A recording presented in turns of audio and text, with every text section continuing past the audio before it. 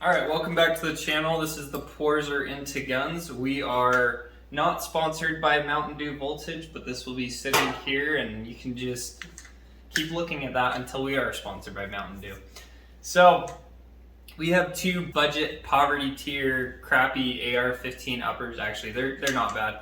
But we have a Palmetto State 10.5 and a Bear Creek Arsenal 10.5, and me and my friend, we wanted to compare them, so we took them to the range and shot them. And before we get into the performance review, we will talk about the features and why you would go for a budget tier, really cheap AR-15. So let's get into it. All right, so why would you go with a budget tier AR-15? Well, you are broke and you have no money, and you're probably in college or you live in a third world country, in which case, sorry, if you're in a third world country, you're out of luck and you can't buy these. But if you are not in a third world country and you're in America and you don't have a whole lot of money, you can go with a budget tier AR-15. You just can't say they're just as good as the expensive ones, but you can get them. And so we have a couple here today that we're going to talk about. And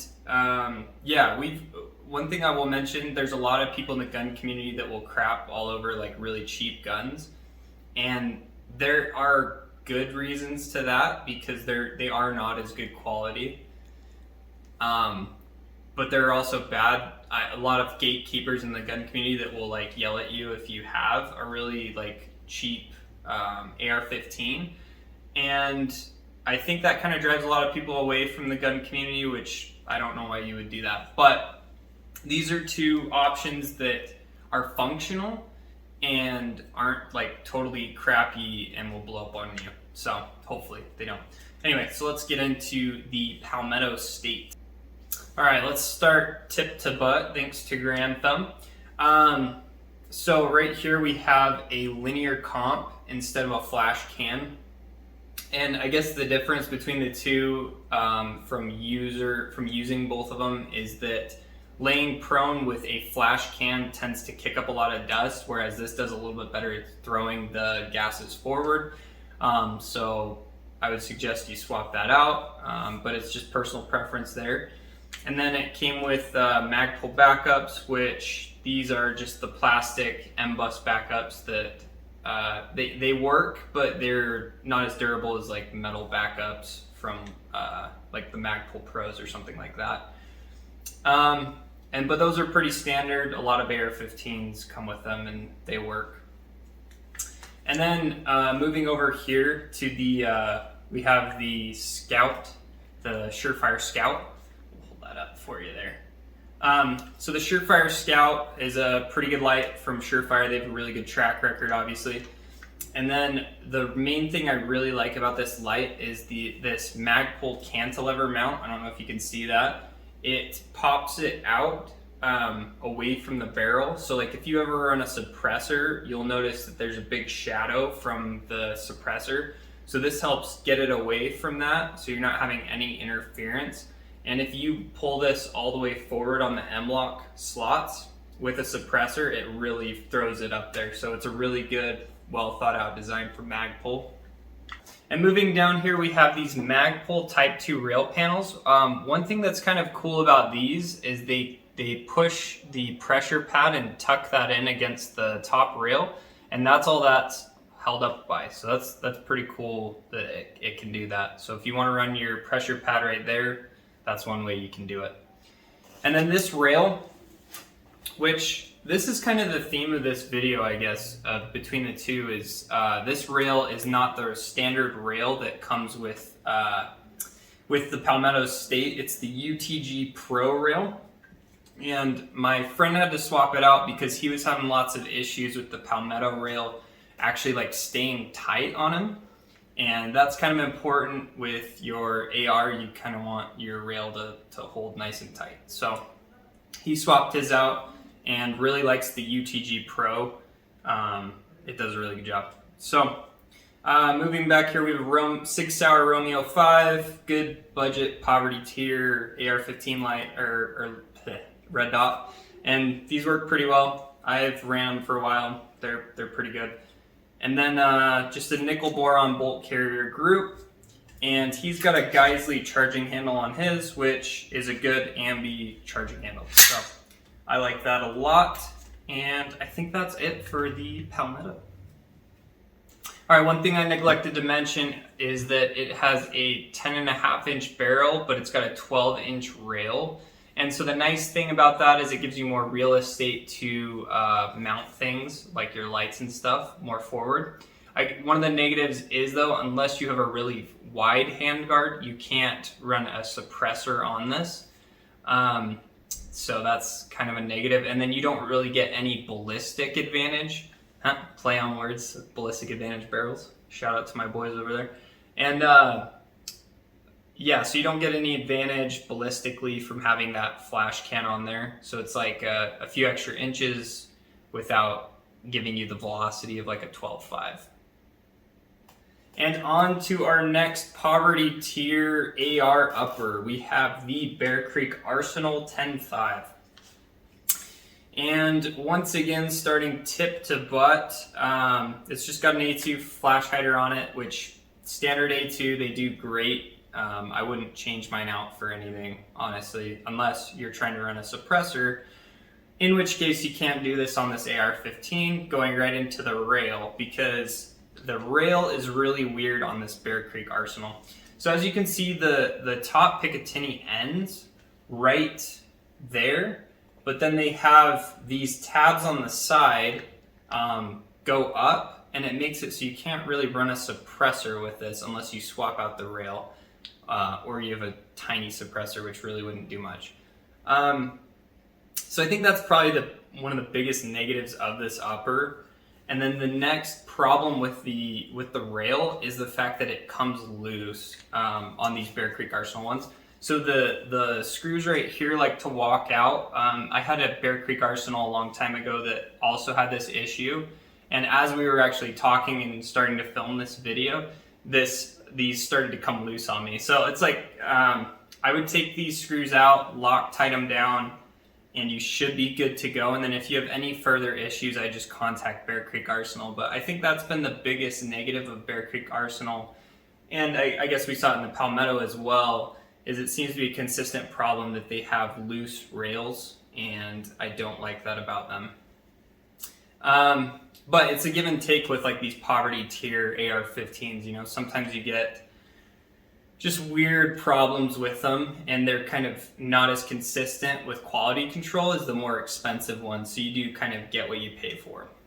And then, once again, going tip to butt, we have the Streamlight ProTac HLX rail mount, which these are great budget tier lights.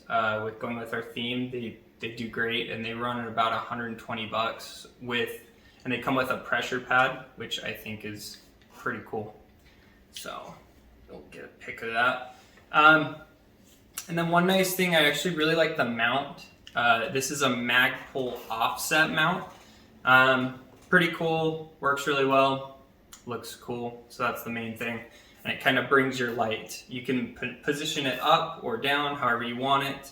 I prefer it up. I don't like things like the light, because it's such a big light. I don't like it down by where my hand is, because I like to put my hand right there. So, and then going back to the, we have a nitride bolt carrier group, and these work pretty well, pretty solid bolt carrier groups, and just a standard A2 charging handle. And then the upper receiver is actually, I think, one of the best looking upper receivers I've seen on an AR. It's a billet upper receiver. And it kind of has just some really good looking lines. And we'll compare it to the Palmetto here.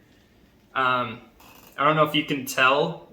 It's kind of hard to see on camera, but in real life, it's got some cool billet cuts in it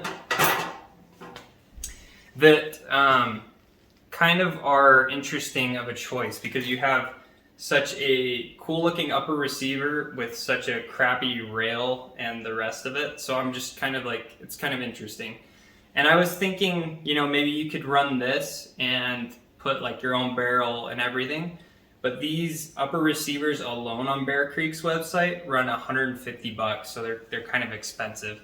So you might as well just buy the whole upper receiver. And then of course we have the poverty tier LPVO of choice, which is the Vortex Strike Eagle. We're gonna have a video on this coming up in a little bit. This is the op mod version, but I would definitely, it's workable and it's a pretty good LPVO. But if I had the extra cash, it's another like $300 more. You can get the Viper PST from Vortex, which I think is a much better optic, but still pretty cool optic. I like it a lot, and it works. So let's get into the performance of the two. All right, so both of these performed about even on just shooting. They're both pretty soft recoiling for poverty tier, which I was surprised by because my original, one of the original guns I ever bought was an AR-15 by Bear Creek Arsenal, and it was not soft shooting at all. So I was actually really pleasantly surprised by the Bear Creek doing really well. And then the Palmetto was also really soft shooting. So they're both pretty well gassed. And I think the ejection on the Palmetto was like 3 o'clock, if I remember right. So it was like perfect ejection. But yeah, they both performed excellently. We don't have like super high round counts on these, so I wouldn't say like this is like a durability review. But they both work pretty well and they'll last you long enough to save up the money for like a more expensive, better AR-15. But as far as for poverty tier, they do pretty well. Yeah, performance wise, they're both pretty soft shooting. So accuracy of these two, they were both fairly accurate.